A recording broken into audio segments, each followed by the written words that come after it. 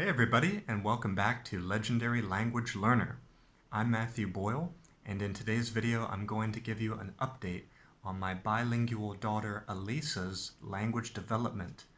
It's been about a year, maybe a little over a year, since my first and only video talking about her language development.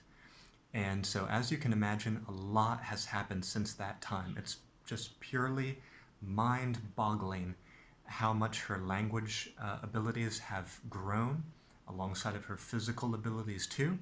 I've been taking a lot of notes and it's too much to talk about, so I'm going to do my best to summarize and make it brief. If you want to ask me some questions, you can down below in the comments section, and let's get the conversation started. In today's video, I'm going to discuss three main things. First, some background context of our language learning environment here where we're living. Second, the things that interested me the most over the past year. And third, what I'm looking forward to in the future.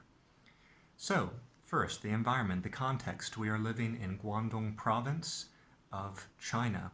We've been living here for several years. This is where Elisa was born, and this is where she's been raised since she was born.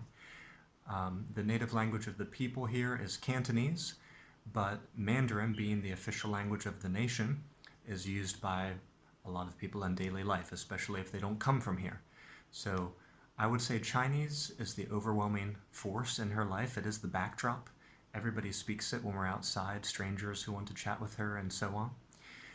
But anyway, both Elisa's mom, who is Chinese, and her dad, who is American, we both use both of these languages throughout the day. It's not like I only talk to her in English and her mom only speaks to her in Mandarin. We all love all of these languages, so we use them interchangeably, and we often speak key words in both languages when we're saying them.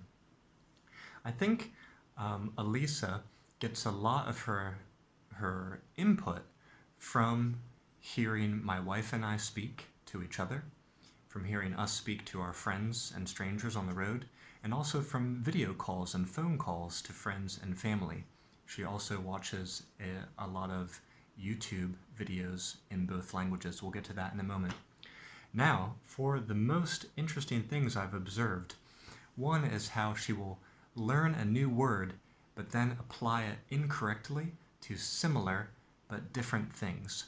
Her first word was mao mao, which means cat in Mandarin Chinese. She learned that when she was about 1 year old because we have a cat who lives outside in this apartment complex. So she learned that word very well, but then she started to say it when she saw other four-legged furry animals such as dogs. She learned the word ball. She loves to play with basketballs, volleyballs, tennis balls. Then one day she found a roller skate wheel lying on the ground, and I rolled it across the ground and she said ball. So she was applying it to that word ball to things that rolled across the ground. I taught her the word moon. She looked up in the sky one day and she was entranced by the moon. So then she started to say moon whenever she saw the moon in the sky, but then one day she said moon for a plane that was flying overhead. So the plane being that strange object, glinting white in the sky, I don't know. But it's interesting how she'll apply these words to similar but different things. So obviously language learning is a process. It reminds me that language learning is a process of experimentation, making mistakes. As older language learners, we do the same thing. We try to speak about something and we apply the wrong word. Sometimes it can cause embarrassment or something, maybe something funny to happen or people to laugh. So, but that also strikes me that children have no self-consciousness in that regard. We adults are more self-conscious in social settings, so maybe that's why we don't progress as fast. Maybe one reason why we don't progress as fast. Another thing is obviously her ability to understand terms and words in both Chinese and English. That fascinated me when I realized she could really do that. And the phrase that has mattered the most is to go outside. We can say, let's go outside to play in English or Mandarin, and she'll run to the door, run to the window, go get her shoes, go get our shoes, and bring our shoes to us. So we can use either language and she knows what it means. She engages in a lot of play conversation, especially with my wife. So my wife and her will speak to each other sometimes for 10 minutes, 20 minutes. They'll go back and forth, having this amazing conversation. But, Elisa is just babbling. But her inflections and her tone sound very natural, but the words are totally made up. One thing, though, that I'll add here, which is very, very fascinating, is she often puts emotive particles, Chinese emotive particles, at the end of this babbling. So Chinese has a lot of emotive particles. I think that's what they're called in English. In Mandarin, they're called yu qi ci. So words like la, ba, ma, o, lo, a, ya, those types of words at the ends of sentences help to convey emotion and feeling to the sentence. So she will often babble but at the very end it sounds very Chinese because she'll say ba ba ga ga ma ya ma nga nga ma ga ya, and I'm babbling just like she does. It makes no sense what she says, but then the end, it sounds very much like Chinese people end their sentences. She's learned the ahs and yas come at the end a lot. And I think that's something I've never heard American children sound like that when they babble. So, but obviously it's been a long time since I really tuned into young American babies babbling, but maybe some of you with English-speaking youngsters who don't know Chinese at all can weigh in here and let me know if they do that. Also, of course, before she could learn to say words, I was keeping track of some of the sounds she was learning to make. So she would learn, so I don't know what you call them, maybe phonemes, the smallest unit of sound. Don't quote me on that. But I made some notes about when she was starting to make certain sounds, and those stacked up first, those added up first, and then they started to get constructed into words. And I'm going to pop up a graphic on the screen now and talk to you a little bit about it. This can show you when new words were added. So her first word was spoken when she was about a year old, January 2022, and each month you can see the new words that were added, and I've marked them in English and Chinese. I've marked them with different colors so you can see. I would estimate that the number of words she knows right now, well, for sure, it's at least 25. There's definitely 25 confirmed words, but there's probably more than that. I just didn't record them in time and I forgot about them.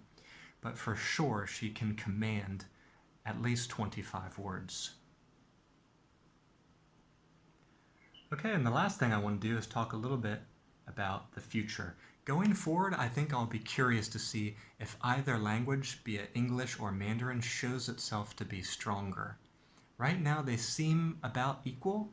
Maybe Mandarin is a little bit stronger just because we have the environment going on here. But even that's really hard to tell. It's really hard to assess. I'm also extremely excited to learn alongside of her with her resources.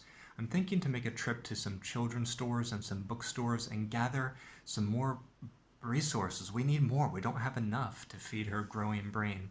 I want to get some things that have pinyin below the Hanzi characters so that I can make sure I'm pronouncing things well and learning too. She's just woken up from a nap. I heard her cry. I might have to go soon. I'm excited to get into training with letters, sounds of letters, maybe getting some letter magnets. She's learning how to write and doodle on the table. And I'm also curious and concerned about the effects of screen time. She loves Peppa Pig. She watches it in English and in Mandarin. And her Peppa Pig time has increased to, usually it's about 30 minutes per day, but sometimes it can be even more, just depending on the situation. If we're really tired, it could even be 40 minutes or an hour. Not necessarily at once, but usually spread throughout the day. So I sometimes jokingly say Peppa Pig is the third parent. So I wonder how that's affecting her. I do notice it's much more passive. She's just sitting there listening, which it's an important stage for language learning, but I can also tell that sometimes she just gets bored of that and she wants the engagement from a real person. She wants to talk with a real person. She wants to have an active role in doing something. So I am concerned about the screen time, but that's about it. overall, it has been an amazing journey. It's flown by. Actually, when I was about to make this video, had the strange sense that I just made that first video, but it's been a year since then.